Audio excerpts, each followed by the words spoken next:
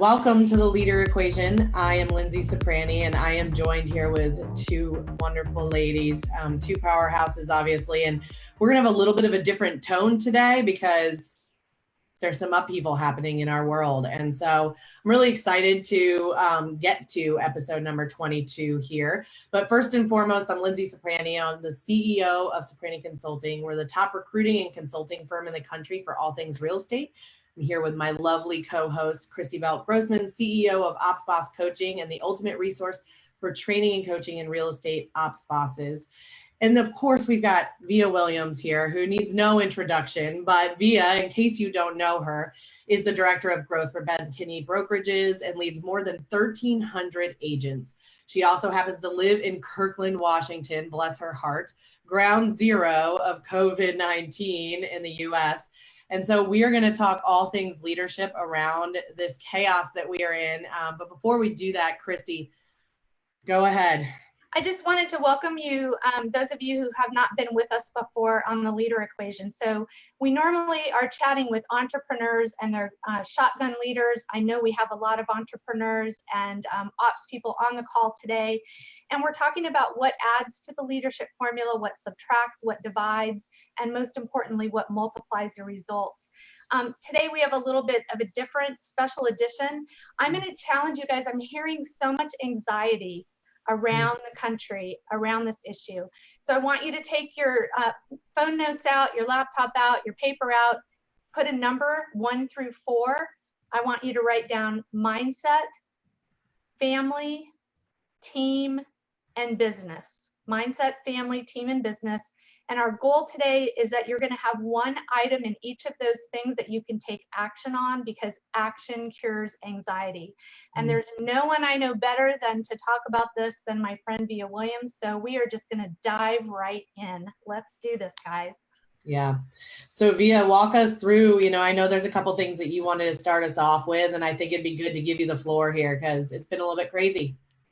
Yeah, thanks. Really, I'm really grateful to be here because I know that while we're all focused, number one, first and foremost, on our family's health and our health, the economic impact of this and what I'm watching my fellow leaders go through behind the scenes is something that has to be addressed, because this is a marathon, not a sprint.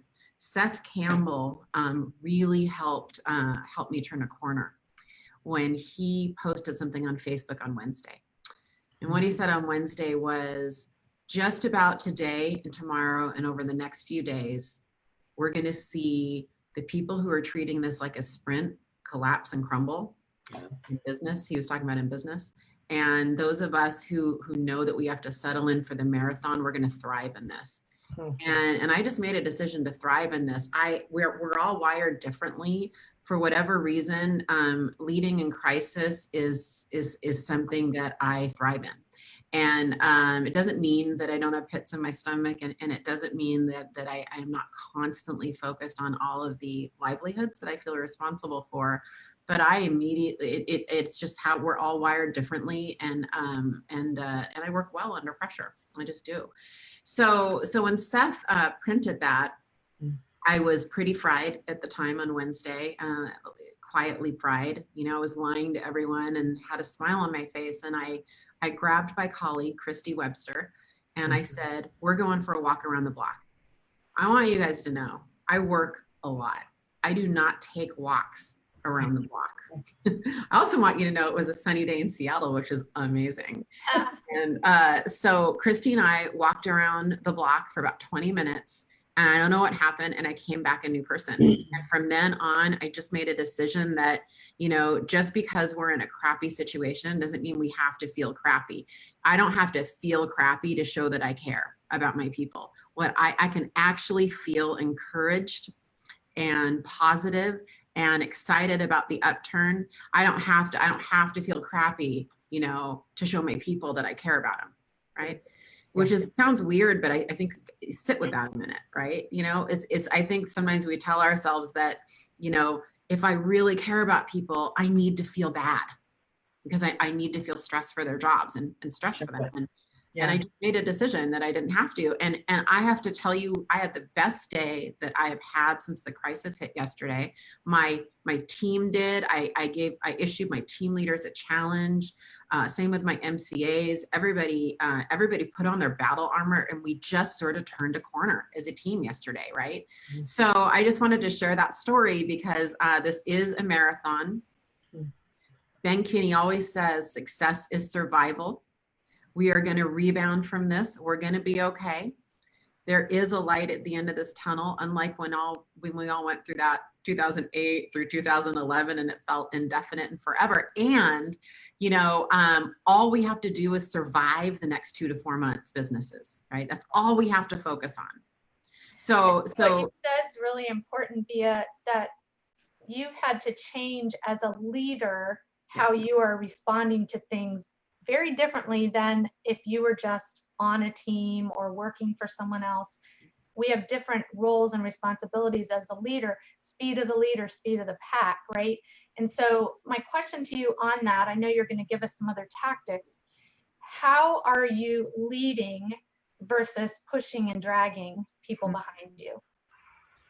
Yeah, I mean, I think that that's a long answer, and I'd like to go through some of that today.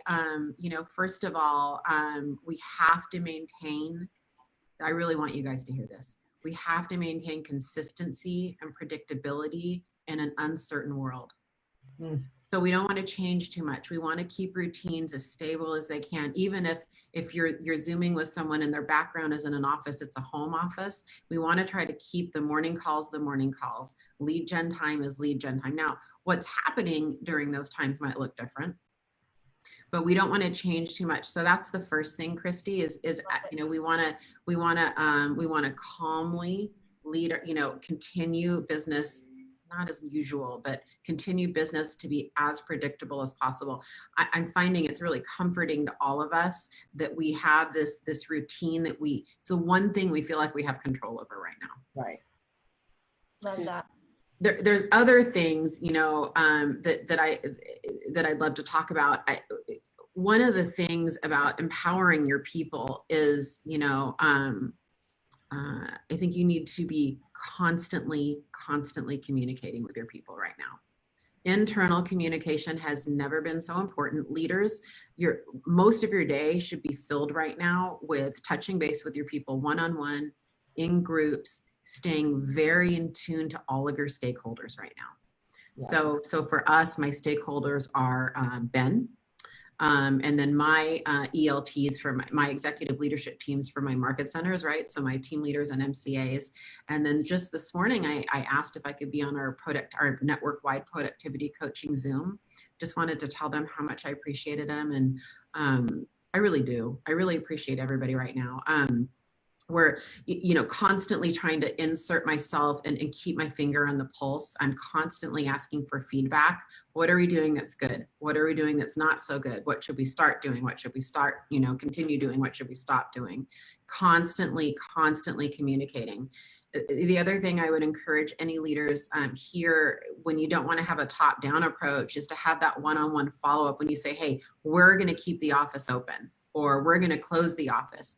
Then just be sure that you're having those one-on-one calls and saying, how do you really feel about this? I don't want you to just nod your head because we said it. How are you really feeling about this? And you need to be a safe place for people to be able to say, you know what, I'm pissed that we're open. I don't want to be open right now, and I'm struggling with it. If I'm constantly trying to really engage and understand what they're really thinking and feeling. And that doesn't mean that we're going to necessarily change a directive, but I want to walk alongside them and try to come up with solutions that work for everybody. Well, let's make sure, I want to bring clarity to some of that too, because you guys have chosen to stay open and to remain in business. And can you just walk us through what that decision looked like? And I know it didn't come easily.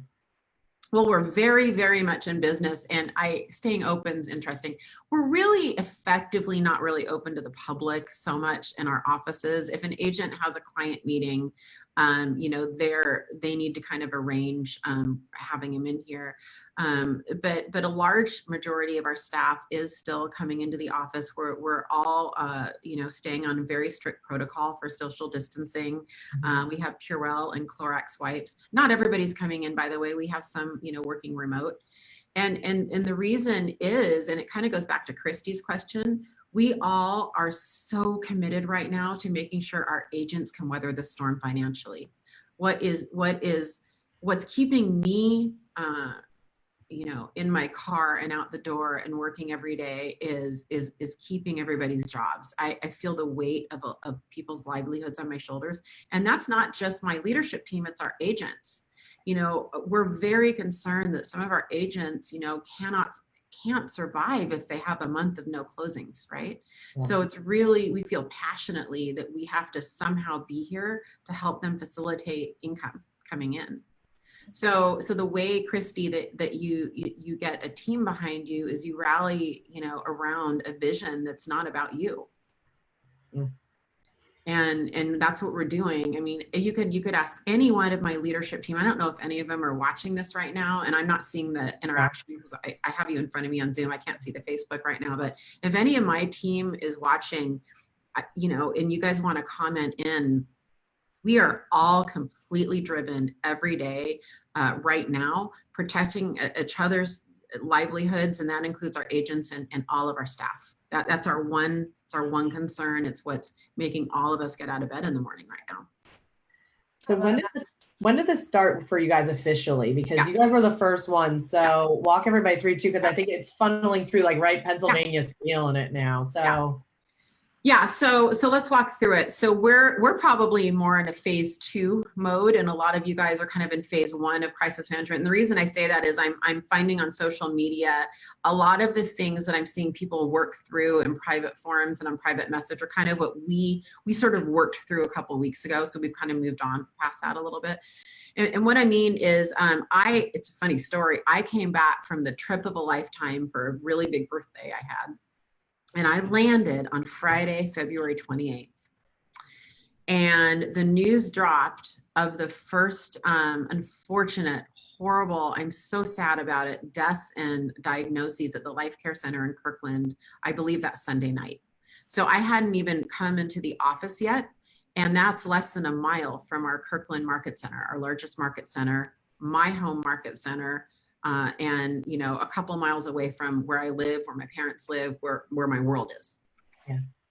It slowly spread to Seattle. So our Kirkland and our downtown Seattle, West Seattle, and North Seattle offices were affected immediately. So that first week, we were dealing with what a lot of people are dealing with now. That first week of March, it started spreading to. I remember the second week of March.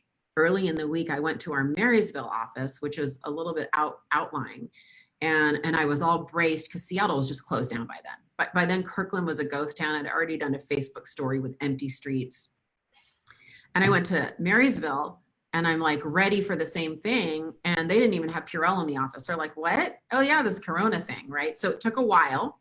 Then all of a sudden, it starts hitting. Then I'm like. About 2 weeks in, it started hitting our outer lying areas, and it's just now starting to hit like our Olympia office, which is our farthest south, and Tacoma, I think, are feeling it not quite as much maybe as some of our other offices. They're probably in alignment with some of the other states. We haven't gone on lockdown here. I don't know why.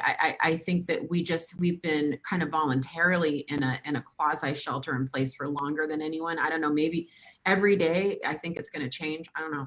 But so we haven't gone through lockdown. Our courts are closed. So we went through what a lot of you guys are going through a few weeks ago. Can we record? Can we close?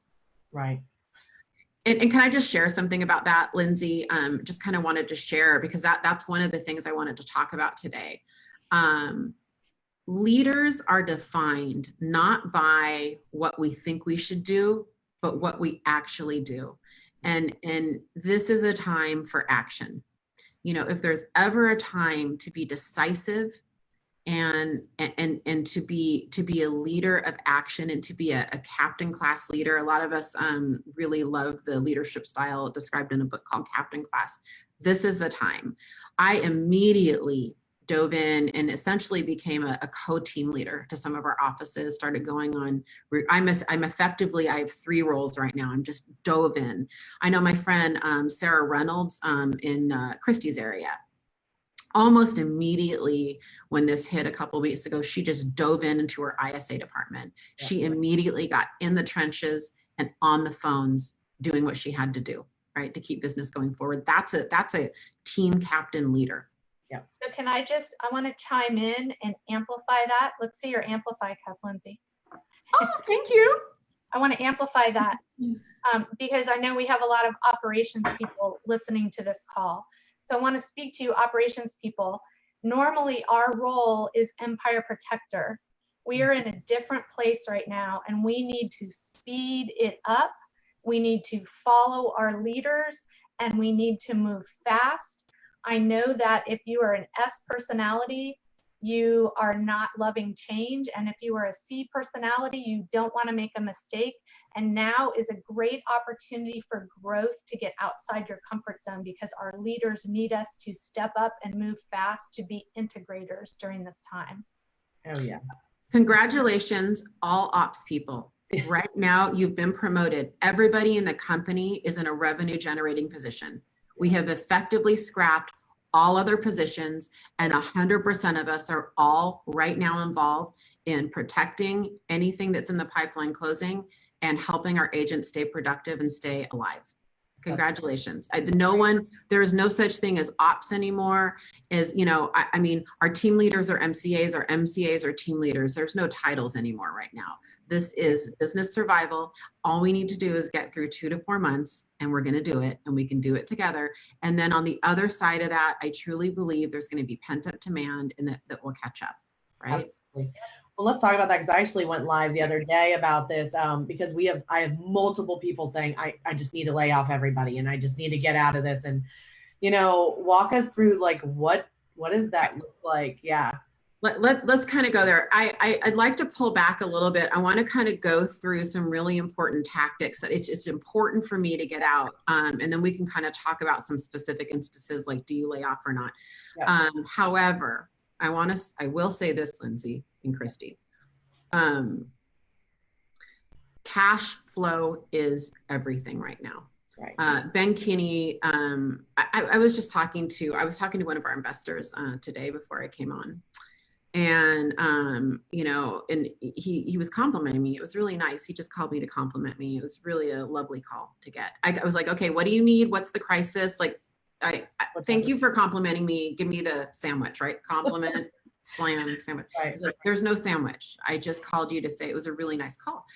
And, he was talking about my leadership and I said to him, I'm a better leader through this because I have the best leader I've ever had through this. Ben has been really, really great at shepherding me through this. He's helped me be calmer. He's helped give me some frameworks and guidelines that it didn't take long. After 5 or 7 days of him being really consistent with his coaching, that I found my behavior, my habits were changing. And so I wanted to kind of walk you through what some of those are. They're not all from Ben, but I'll share some of the ones that are from Ben. And right away, he was like, cash flow is everything. You need to monitor cash flow daily. We need to have, it is everything right now. We make daily decisions. We do not make weekly decisions. So my big thing to my team that they're tired of me doing, but I'm saying it every day. Well, today's Friday. We don't do Saturday things on Friday. We do Friday things on Friday. Right. Ask me on Saturday, and then I'll tell you what we're going to do on Saturday, right? Day by day. Yes, we're looking ahead to the future. Yes, I'm projecting company dollar for April. Yes, I'm doing all this stuff, but our actions and our activities and our decisions, we can't really make permanent decisions based on temporary and fleeting changes right now, right? So if it's okay, I'm going to walk you through some of the stuff that's been really helpful for me, and I'm hoping it'll be helpful to others. The first one I already said is this is a time to create, continue routine and consistency and certainty. Yes. During an uncertain time. Really, really important that you keep that going. Don't change too much right now.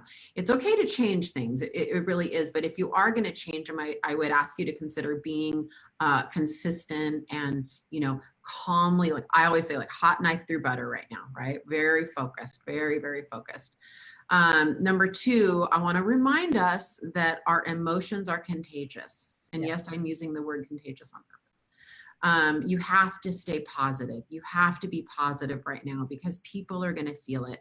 If I'm having a bad day, the chances are a lot of my people are probably going to have a bad day because that stress is going to be transferred to them, right? This is a time to lie and fake it. I'm sorry, I'm going to say it out loud. If you are having a bad day, go sort it out, right? Go in your car, go take a break, go take a walk around the block, and you come back and you fake it. Yeah, there, I said it. I don't care if it's PC or not. You need to be positive for your people. I can genuinely tell you guys, I did turn a corner and I feel fantastic. I'm also not going to lie. There was many times I didn't feel great 2 or 3 weeks prior to that my team would not have known. Yeah. Okay.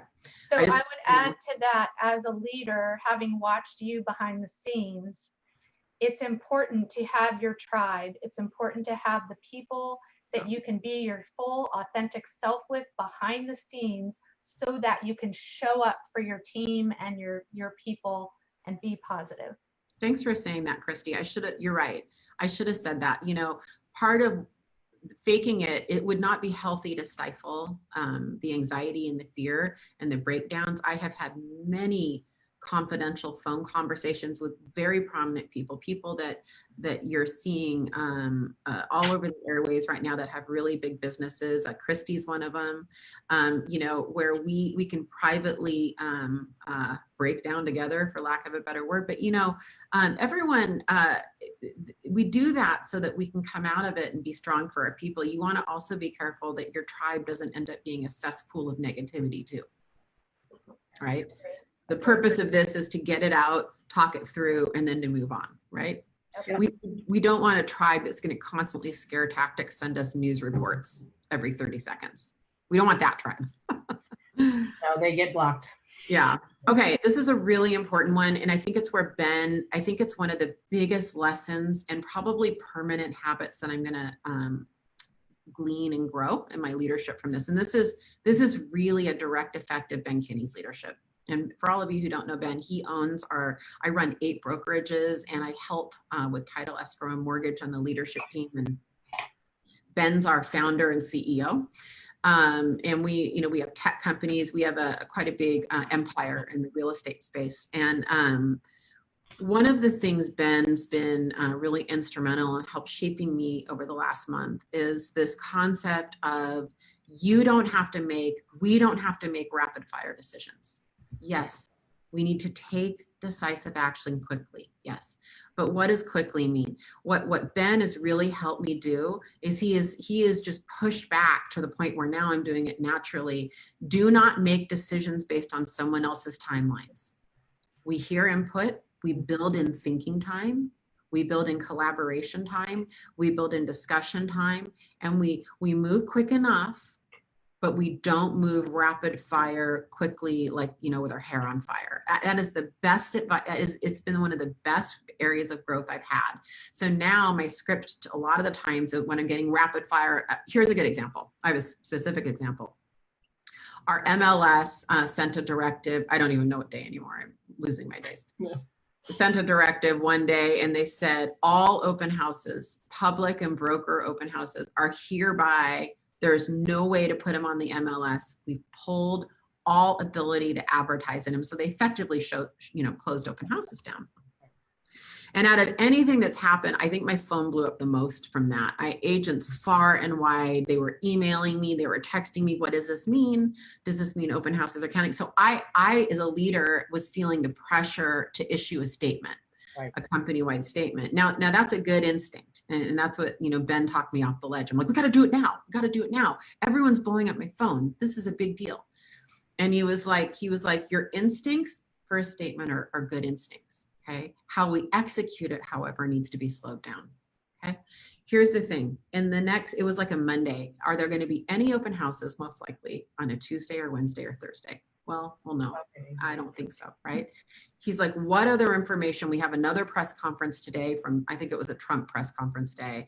He's like, what other information might we get today that we also need to wrap into this and communicate, right? I'm like, oh yeah, well, I don't know. What if we get told to shelter in place, right? He goes, yeah, I want you to, let's think about it. We're gonna sit on this, and we're gonna wake up in the morning, and we're gonna issue, a statement and a directive, and it's gonna be thought through, and you can certainly draft it out. But today is Monday. We make Monday actions and decisions on Monday. And tomorrow's Tuesday. It feels like a Tuesday thing. And he really slowed me down on that. And it was the right move, because other factors that come into place. And so did we respond within 6 or 12 hours? It was really quick. Yes. But it wasn't within 30 minutes. And that was okay. And a 30-minute response. And I've done a couple of those mistakes, by the way, over the last month. One of them recently, and it was the wrong thing to do. I responded too quickly in an effort to help our people. It was too quick.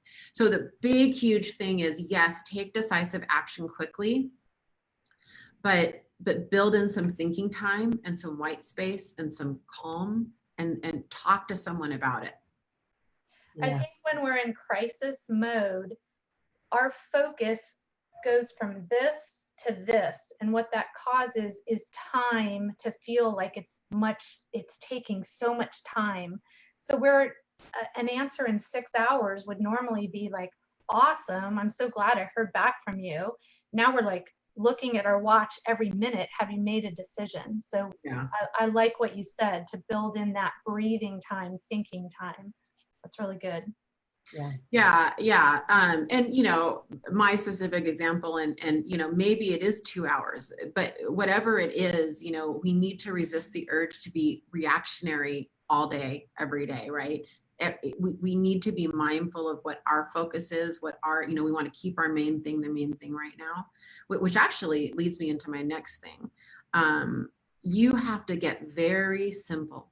So you have to deliver a very, very, very simple, clear directive, very simple, clear directive to your people all the time. So in the past, I would have said you have to deliver a vision. Right now, it is a constant reminder of what our priorities are every day, multiple times a day, every phone call, every text, every interaction. Remember, health is our number one. And our number two is keeping our agents productive so that they can survive financially. Because most of our agents cannot afford to not be without, the full-time agents cannot afford to not be without closings for a couple months, right? So I'm constantly bringing them back to that, and myself constantly every day. I look at my priorities and what I'm doing. I talk to my team leaders, we look at theirs, and it's just this constant deliver a very simple, we have a 3-point, that's it. 3 points, constantly drilling in. These are your 3 focuses, nothing else. All non-essentials are scraped. No one has anything going on but these 3 things, right?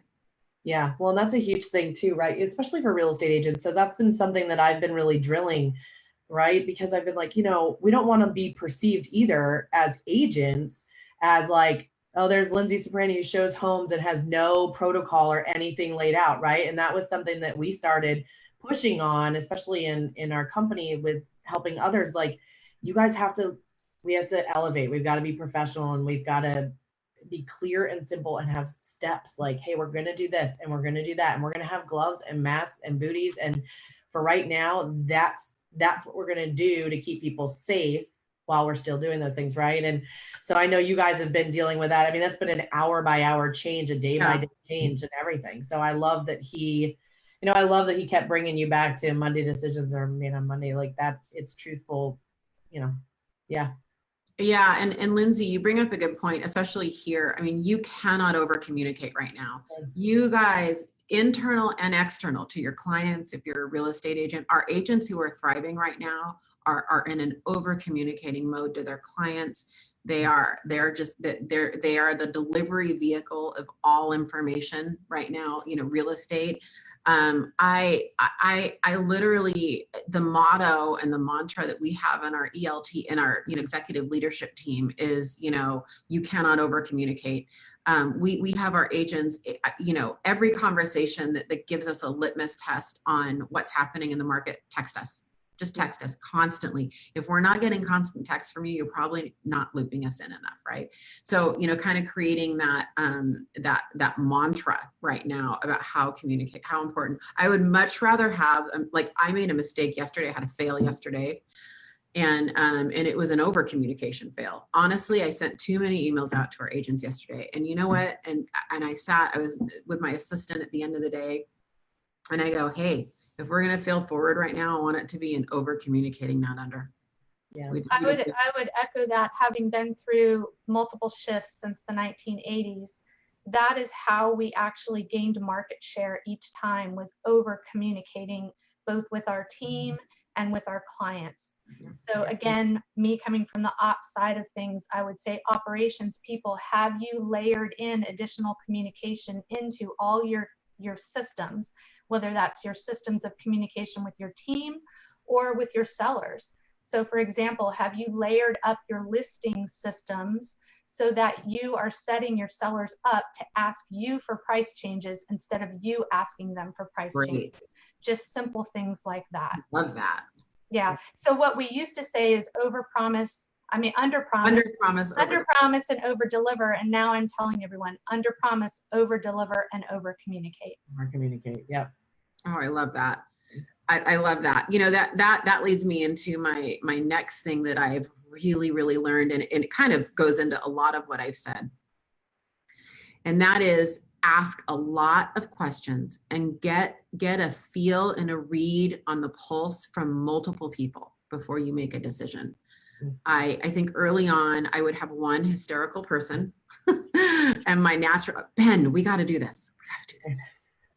And I started realizing that now I'm doing a much better job of checking in with, so here's a good example. If you were going to ask me right now, and you can ask me, what's real estate doing in the Puget Sound and the greater Seattle and our area? What's it doing right now, right?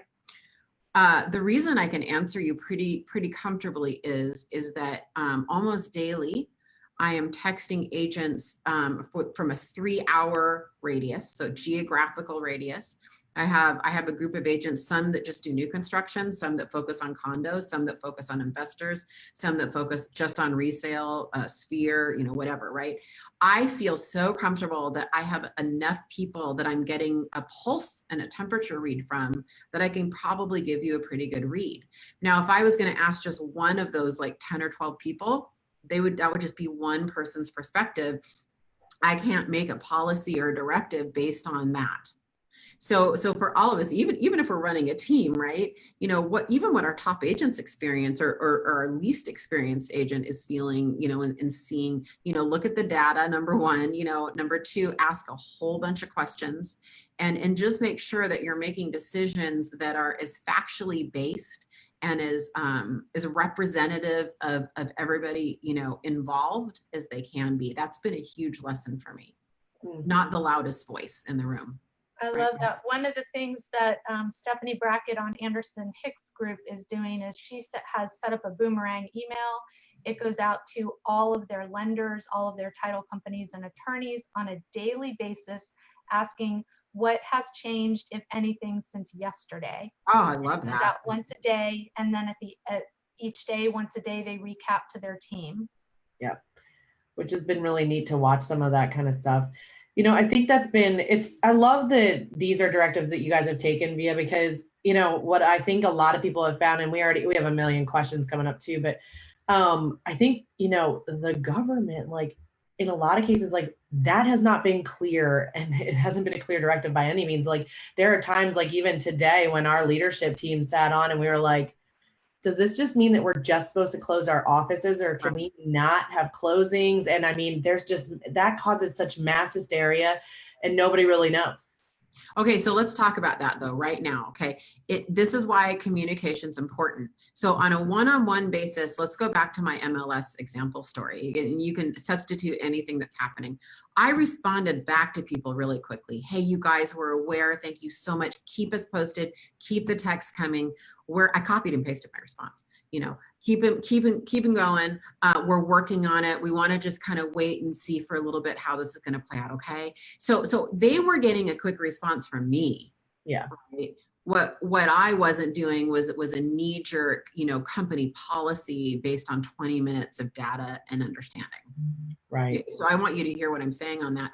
And Lindsay, you just reminded me of the most important thing that I probably should have started with, because it's what I say to myself, like literally every 15 minutes.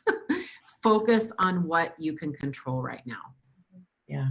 It's everything. That is everything. That's the universal tenet. I sort of internalize that because Ben Kinney's he has a control triangle, has a control pyramid, and it's just been ground into me. Like, okay, every time that anxiety comes up or whatever, I'm like, okay, what can I control right now? Today is Friday. I make Friday decisions on Friday, not Saturday decisions. What can I control and what actions can I take today, right now?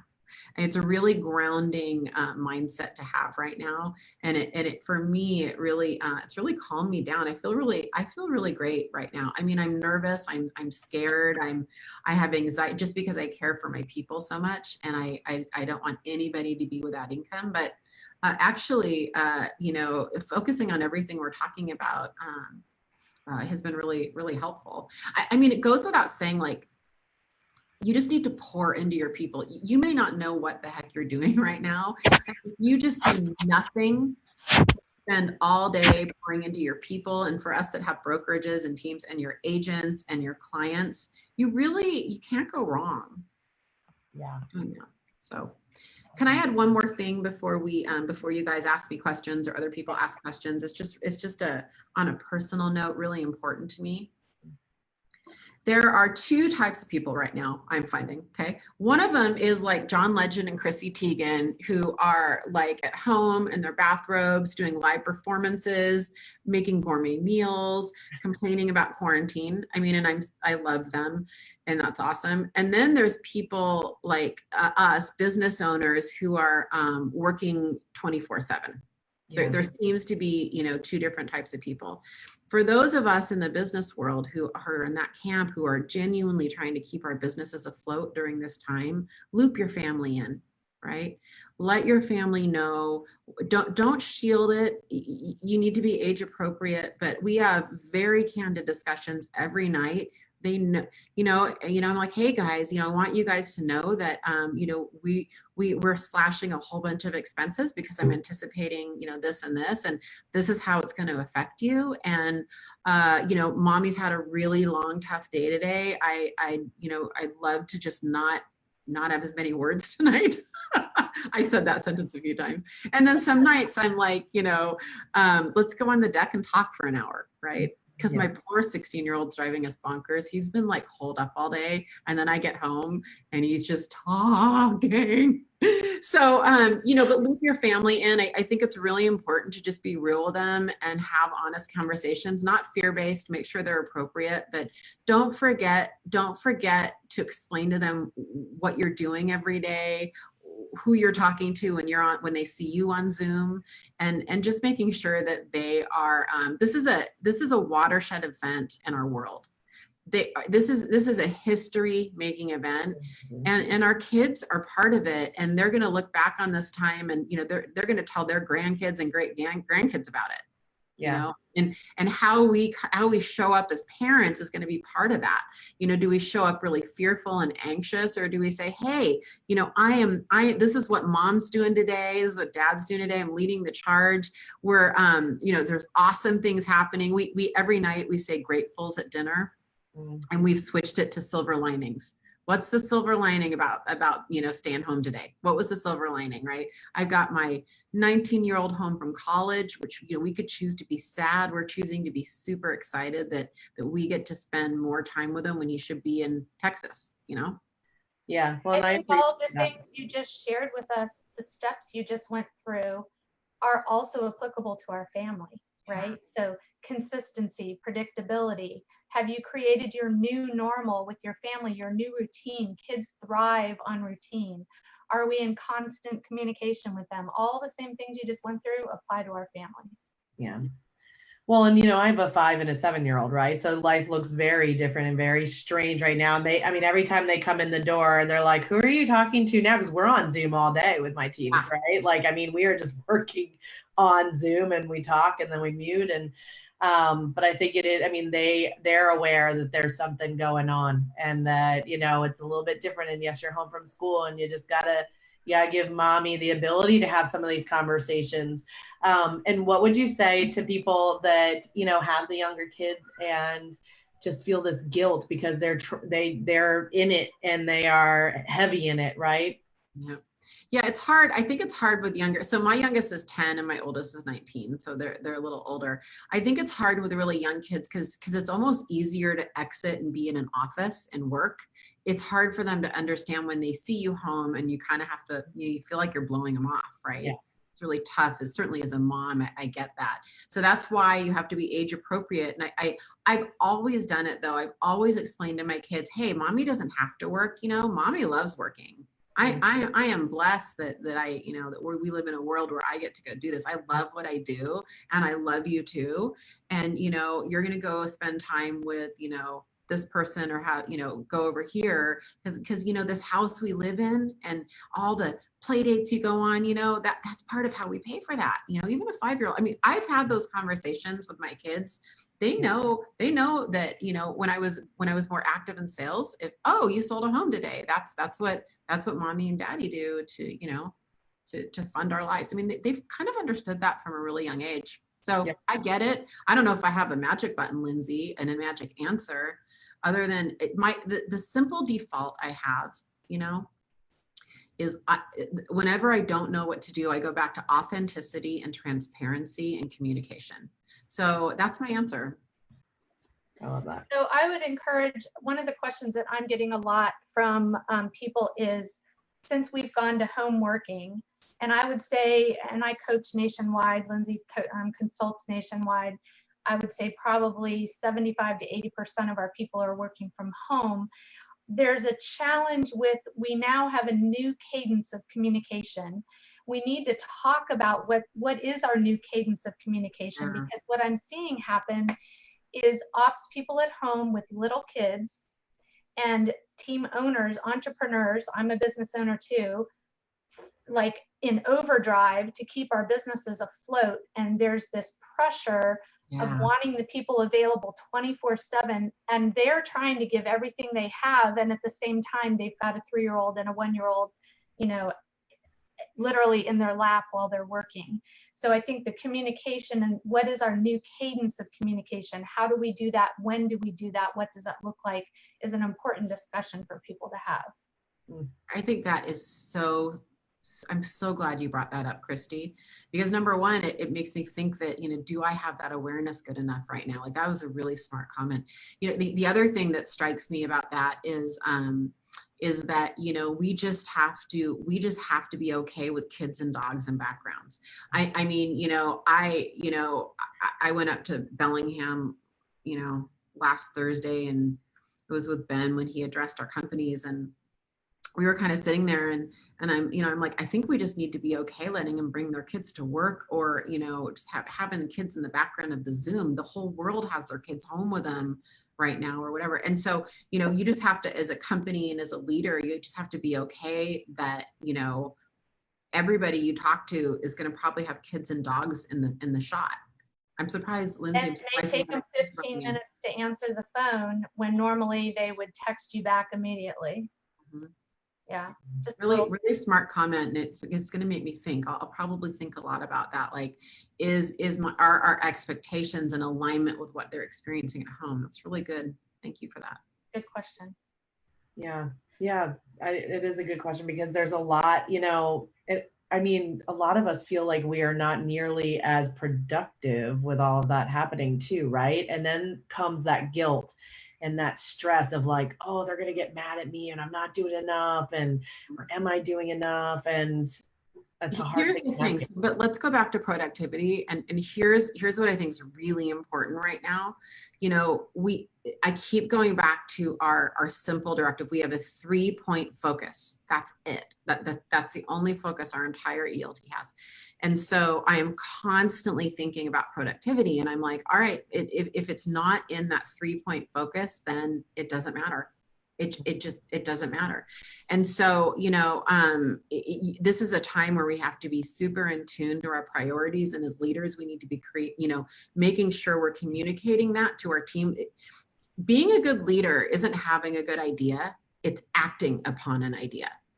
I was just listening to Andy Stanley's leadership podcast, is one of my favorites. And I was listening to one the other night, and he said something that I think is relevant to this. He goes, look, no one cares who came up with the idea for the home computer. What everybody knows is that like Steve Jobs and Bill Gates acted to put him on our every desk. Whether they came up with the idea or not doesn't really matter. The fact is they acted, and they mobilized a company to get him on every desk. It's action that matters, right? So, I mean, you know, we have to know what actions to take on a Friday, because it's Friday. We do Friday stuff on Friday. So we have to know what actions to take on a Friday based on our priorities. And we need to constantly be reminding ourselves and our people. We can't keep these ideas in our heads when we're leaders. If we're an individual producer, we can. But if we have anybody that we're leading, we have to be communicating that all the time. Everybody has to know what everybody else's priorities are so that we can hold them accountable, hold ourselves accountable right now. Hey, there's a question that just popped up. What is the 3-point focus? Because I think we just said that. Can you talk through that real quick? Yeah, I don't know. First of all, as a caveat, I don't know if it's relevant. You know, I think that it's probably specific to every business, you know.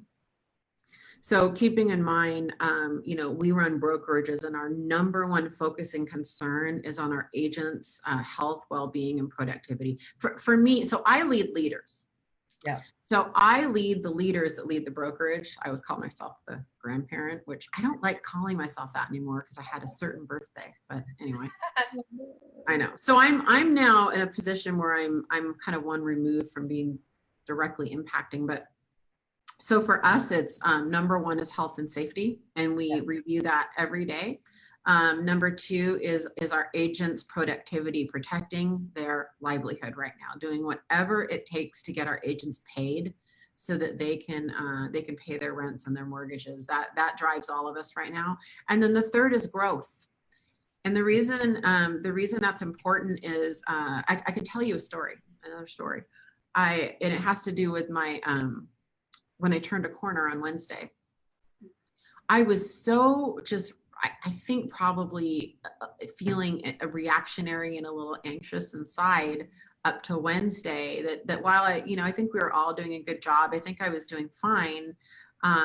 When I turned my corner and I walked back into the office after that walk, I reviewed the 3 directives again. I'm like, I kind of forgot about growth for a few weeks. Kind of forgot that we have to have something to come back to. We have to think about the rebound a little bit. Yeah, it's Wednesday. I make Wednesday decisions on Wednesday, but I also have to look to the future a little bit. And so it kicked me into gear. I pulled the team leaders together at 8:15 on a call on everything's remote, right? On a call Thursday morning, and issued them a huge challenge yesterday. And then we came together again this morning to talk about it. And everyone was like, it was almost like a relief to remind ourselves that that's what, that we have to still focus on growth. It was almost like a business as normal kind of a feeling, really help mobilize everybody. So don't forget about business growth. That's anything revenue generating right now, right? Protect your people, number one. So our number 1 and 2 are focused on protecting our people, health and safety and agent productivity. But number 3, growth for us means different things than it could mean for other people. But for a real estate agent or team, it would be sales. For a consulting company, it would Christy and Linzee, it would just be getting new clients and maintaining your current clients. It'd be retention right now, right? Yeah, same thing. Yep. Sales and lead gen, right? Yep. Yeah. All the good stuff. Yeah. Let's I know we do have the questions about, the cutting people, and we kind of said we'd come back to that. So I feel like we do need to. What is your advice around that? Because, and I love that you're going to say probably that today's Friday, so we're going to deal on Friday to some extent, right? Yeah. Yeah. Yeah. Yes, I am going to say that. I am going to say that please hear me. We need to be anticipating what's going to come down though. Okay. This isn't, we need to be very, very cognizant of that. So, the number one thing that everybody should be doing right now that we are telling everybody to do is to reduce expenses brutally. Our people are the last. So I mean brutally. I mean in your business and your personal. Here's the good news. Let's pretend it's overblown. Let's just pretend 60 or 90 days, everything's back to normal. That's fantastic. That's great. We add things back. That's wonderful. But one of the lessons I personally learned in the last downturn, and any of us, who have been through the last downturn, if you ask most people what their number one regret is, for me anyway, it was that I didn't reduce expenses quickly enough and drastically enough. Yeah. And so you have to be brutal right now. So I say that because you need to do a gut check. If you're thinking about laying people off, my question is, have you been brutal, in other directions? And by the way, and I am not saying this because it's you guys, coaching is not the thing to cut right now. I would say that those of you getting coaching are probably the ones that are going to weather this storm. It is just not the thing to cut right now. So do not cut your CRM, No. But, cut lead gen sources, cut online internet leads. There's a whole bunch of other things you can cut, right? We are going to have layoffs. There is 100% certainty that every single sector, unless you're manufacturing Purell, unless your name's Amazon, or if you're a toilet paper manufacturer, you're going to be 99% of sectors will be laying off, right? What I'm hoping is 99% of sectors are going to rehire. It's inevitable. It's like, it's like not talking about death. You have to talk about it. It's going to happen. Yeah. How long do you wait for that? Because that's going to be, what does that look like? All of us listening, if you're listening to this, you have a heart for your people. I've made some personal decisions to make sure that, I can ensure that my people are continuing to get a paycheck at a, sacrifice to myself. And I think most leaders are making the same decisions. I can't answer that for you. What I can say is that we are called to do really tough things as leaders. And I trust you. If you're watching this and it's, going through your head, I trust you. I would urge you to have a coach or a mentor or someone that you can talk this through with. Don't make decisions on your own. Don't be autonomous right now. This isn't a time to be autonomous. This is a time to get outside counsel. It can be alone, being an entrepreneur, make sure that you have people that are giving you sound advice, not too optimistic, not too devastating. And I can't tell everybody whether they should lay people off or not, but I can say that you're not alone if you are. It's just a reality. Right now is a great time to have the conversations. It's going to be more meaningful, these conversations, than we've ever had before with your staff. And that is that now is the opportunity to shine. If you are a staff member, now is the opportunity to show your employer that you are an investment, not an expense, right? 100%. If you can generate revenue. We need to give results. Are we giving results? We are not just maintaining, we are not protecting, we are now responsible for revenue. We are lead generating, we are making sure our systems are producing income, we are making sure that we're retaining people, all of those things. So it's not just up to the entrepreneur and the owner, it's up to all of us to step up and shine at this time and to show our employers this is why you need to keep us. I want to add just what Gary Keller said on Monday. He said, get brutal on expenses, learn to live on less now. protect your staff and your people, but cut anything else you can. I'm loving seeing the leaders around the country who are sitting down with their staff members one by one by one and going through bank statements and helping them cut expenses, because sometimes we need that outside bounce on what we should cut or not cut. Yeah, Christy, I want to just amplify what you just said. Really, really well said. And we are, let's talk about those conversations. We are having very direct, real conversations that aren't panic stricken. They're not, you know, whatever with our people. You need to let your people know that all jobs are on the line, including the founders, including the CEOs. All of our livelihoods are on the line right now. And it's important that more than ever that they show up. You know, I want to talk directly to the ops people that are watching this. You know, you can be revenue generating by being expense cutting Jedis, and by you know, and by helping and supporting your everyone. You know, you can be revenue generating in different ways from getting on the phone. With that said, everybody needs to be revenue generating right now. Everybody, right? So so having real dialogues, I couldn't agree with you more about making sure that this is the time where you need to show up and be super, super valuable to everybody. But it's not even about that. There are some really well-meaning business owners who, you could be the best employee in the world, there are going to be layoffs. Right? Well, and you know, I want to go back to being really, really clear too, and with your communication, right? Just because there is a layoff doesn't mean it could be a temporary layoff, right? And so if people are going down that direction and have to, there has to be such clear communication around, what does this look like? We're talking every day, we'll figure it out.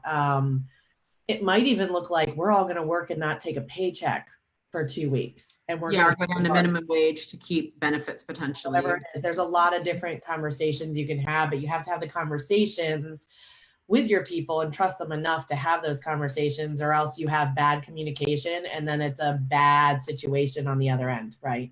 Yeah, amen. Yeah, for sure. Oh my goodness, we have so many questions still. So you know what? If you had to wrap this up, we've got 4 minutes. I'm going to go through the questions, and so is Christy. But if you had to wrap some of this up with, you know, what is one thing that you would tell everybody that is, I think a lot of us are peaking where you guys were peaked like 2 or 3 weeks ago, maybe. What would you say right now that, like, how do we calm the storm? Daily. Focus on what you can control, right? Slow down a little bit. We want to be fast. We want to be decisive, but slow down a little bit. Give yourself breathing room. Leaders, please recharge. Don't do what I did when this started and burn yourself out. I was on a dangerous path. You know, get your sleep, turn your phone off, turn the news off at a certain point. Be with your families, get some vitamin D on your face. All the people in the Sun Belt are like, what is she talking about? I live in Seattle. Like, the sun's out, I need to go stick my face in it. So, you know, go recharge and you know, take some deep breaths. We're going to all get through this together. The entire planet has shut down. So the trickle down and the trickle up effect are such that, you know, if you can't pay your lease for, you know, either can any other tenant, most likely, right? So you take comfort in that, you know, and reach out to people who are going to help you, you know, talk you off the ledge when you need it. If you're listening to us live, I think a lot of people are going to be circling back watching this later. We talked at the beginning about mindset, family, team, and business. I would love you guys to post your ahas down below and give us the one thing that you are going to take action on. Action cures anxiety, that Vija said, because she's shared so much great stuff with us. And that way other people can learn from it too. Well, I think it's so important to remember that we're all in this together, right? And the more we can do this, and the more we can talk, and the more we can support each other as entrepreneurs and people that are in small businesses going through all of this, I think the better that we're going to be, because at the end of the day, this is happening, you know, to us all, or should we say for us all. And it is for us all, right? I think really good things are going to come out of this with our earth and all kinds of things. So it's just a matter of focusing on those things and focusing on what we can control and do in the moment. And I really think, Vija, like you've given us so much here. We're so thankful for you coming on today. We know how busy you are. Like it's hard for you to get away for an hour. And so thank you so much for doing this. And you guys should see my phone right now, just being here with you, how many text messages, it's insane. I love it. We had more people watching live today than ever before, that's because they're stuck at home. And they are. And you know what? Leadership is really needed right now. And I think that people are missing and needing leadership all over the place. And so we had a true leader on today because we really needed it. And thank you guys. It was my honor to be here. I feel my heart is heavy for leaders right now. And it's also optimistic and hopeful too. You know, this is a time where we can shine and our teams are there. I'm inspired every day. And so that's what I want to leave with, right? These are incredibly encouraging, optimistic and hopeful times as well. Yeah. Totally Awesome. agree. Thank you guys for joining us. Thank you. And give us questions. We'll answer them. Bye. Bye.